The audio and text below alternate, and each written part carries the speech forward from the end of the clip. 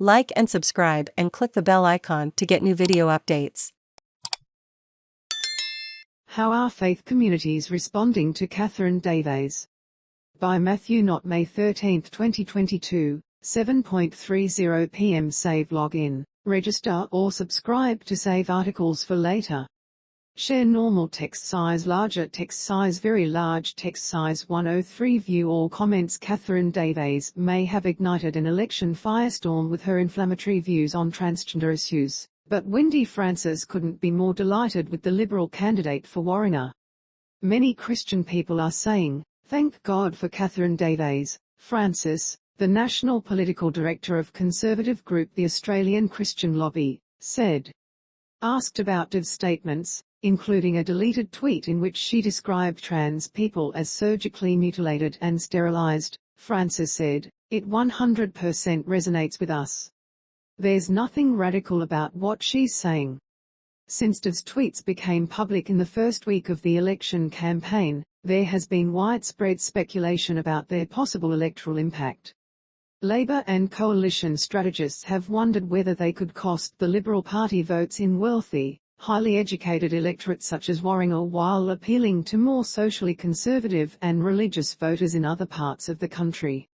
The Sydney Morning Herald and The Age spoke to leaders from several major faith groups to hear their opinions on Deves' comments, which have been condemned by LGBT organisations as offensive and harmful. Greg Bonder from Christian group Family Voice says there is a lot of support for Katherine Deves in his community. Credit, Edwina Pickles. Greg Bonder, a spokesman for conservative Christian group Family Voice Australia, said there is strong support for Deves among conservative Christians.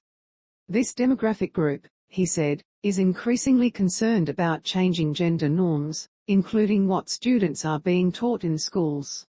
It's ripe for debate. What she's saying is very topical, he said. I have had Labor candidates ring me and say they agree with Katherine Deves but can't say so publicly. He added that Christian support for Deves is tempered by disappointment at Prime Minister Scott Morrison for failing to pass legislation protecting against religious discrimination. The Prime Minister has totally let down the Christian community, he said. He allowed the religious discrimination bill to be defeated by 5 moderates. It's a sign of weakness and a slap in the face to the Christian community. Katherine Deves, Liberal candidate for Warringah, at a pre-polling booth on Thursday. Credit, Louis Duvis. While describing some of Deves' statements as insensitive, Morrison has rejected calls by prominent moderate Liberals to disendorse her, saying he believes Australians are sick of walking on eggshells for fear of upsetting someone. In an interview with the Herald and The Age this week, Deves said it would not be her fault if Liberal moderates lost their seats on May 21. Polling has shown that the overwhelming majority of Australians agree with my position on women's sport, she said. I would say to those other candidates they're not reading the room. Despite the widespread media coverage of Deves' comments, Keza Trad, chief executive of the Australian Federation of Islamic Councils, said he was not familiar with the candidate. No, I haven't heard about it, he said of the controversy around Deves' past statements, which included describing Wear It Purple Day, which celebrates gender diversity, as a grooming tactic.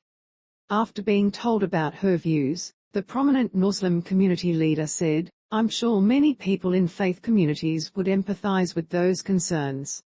Keza Trad says he believes there would be a lot of empathy for Deves in religious communities. Credit, Jackie Osin. Trad himself is a controversial figure, having publicly supported polygamy as an alternative to extramarital relations and describing male violence against women as a last resort in 2017. He later apologized, saying it was never acceptable to hit a woman. Trad said he is personally concerned about the idea of young people beginning the gender reassignment process before adulthood.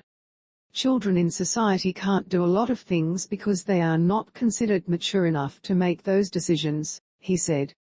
This is a mind-boggling development in society. If you have an opinion that differs from the popular view, you are marginalized and treated like a bigot. Surinder Jain, of the Hindu Council of Australia, says the debate about transgender rights is not top of mind in his community. Credit, Kate Geraghty, Hindu Council of Australia National Vice President Surinder Jain said that, like Trad, he was not previously aware of the Deves controversy. "This is not a big issue being discussed in our community," he said. "Our issues are more